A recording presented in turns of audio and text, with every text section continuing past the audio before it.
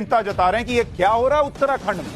30% voters की संख्या बढ़ गई 10 साल के अंदर, जबकि यूपी जैसे बड़े राज्य में 18%, पंजाब में 21%, कहीं 20%, 21% से ज्यादा नहीं है। उत्तराखंड में सीधा 30% वोटर बढ़ गया 10 साल।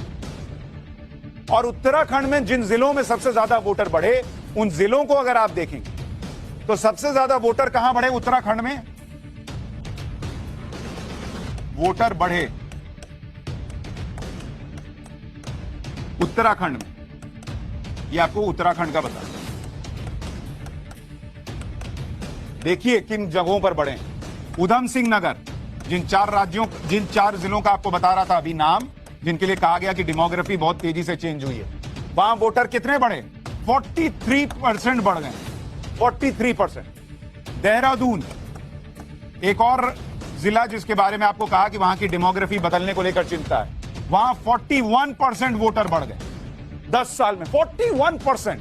नैनीताल, यहां पर 32% वोटर बढ़ गए। इसी नैनीताल में हल्द्वानी आता है।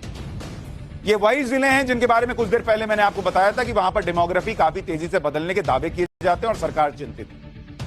अब सवाल यह है कि जिस उत्तराखंड में बड़े पैमाने पर पलायन हुआ, वहां वोटर कैसे बढ़ रहे हैं बॉस? सवाल तो यह है ना, जिस राज्य को लोग छोड़ कर जा रहे हैं, कुछ लोग कह सकते हैं कि भाई दूसरे जगह से लोग आए और यहां उत्तराखंड में बस गए, पर सवाल तो यह है बॉस कि यहां पर उत्तराखंड में आपने ओवरऑल देखा 30% वोटर बढ़ गया है। जिलों का बता रहा हूं वहां 40% बढ़ गया है।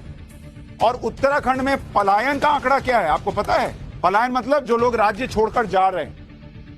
एक आरटीआई से पता चला कि उत्तराखंड में 10 साल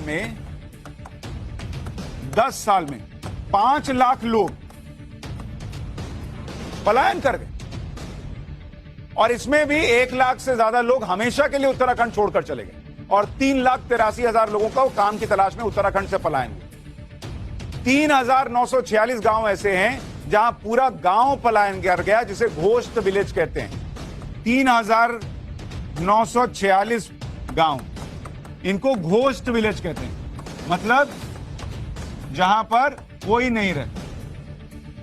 तो अब मुझे यह बताइए कि जिस उत्तराखंड को वहां के स्थानीय लोग 5-5 लाख लोग छोड़कर चले जा रहे हैं, उन्हें लग रहा है यहां पर काम से के लिए जो है अच्छा माहौल नहीं है या विकल्प नहीं है, दूसरी जगह चला जाए। वहां क्या बाहर से आके लोग जो है वो इसलिए बस जा रहे हैं कि अरे उत्तराखंड कमाल का है, और इतनी बड़ी संख्या में आके बस जा रहे हैं कि वहां पर वोटर प्रतिशत जो है 10 साल में 30% बढ़ जाए। इसलिए सरकार वहां चिंतित है, वहां एक्सपर्ट्स चिंतित है। ये डेमोग्राफी में चेंज हो रहा है या डेमोग्राफी में चेंज किया जा रहा है पॉलिटिक्स के? और इसलिए मैंने कहा कि जो हो रहा है वो एक बड़ा विषय है, जिसपे सिर्फ हल्द्वानी के लिहाज से नहीं, बड़े स्तर पर चर्चा होनी चाहिए कि क्या हो रहा है, क्यों हो रहा है और नेता क्या कर रहा है।